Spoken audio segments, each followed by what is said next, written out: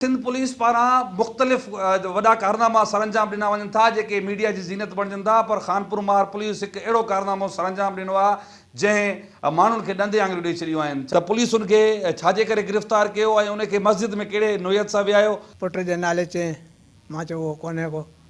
पोइ मूंखे खणी आया, हुते आने रखियो, विहारियऊं। वरी चयो वञी मस्जिद में वेह। पोइ सॼो ॾींहुं हुते वेठो हुउमि।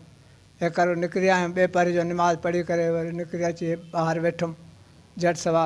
वरी बि चयो त तूं वञी होॾे वेह मस्जिद में। मस्जिद में वेठो रहियुमि, सिज लथे जो निमाज़ पढ़ी करे ख़तमु कयोसीं। इहे वेठा हुआसीं, पुलिस वारे सॾु कयो, अचु बाबा तुंहिंजा मालिक आया आहिनि, तूं वञु। सो उन जे करे पोइ मूंखे चई हाणे तूं हले वञु। खानपुर मार पुलिस मूंखे मुसलसिल मस्जिद में विहारे छॾियो।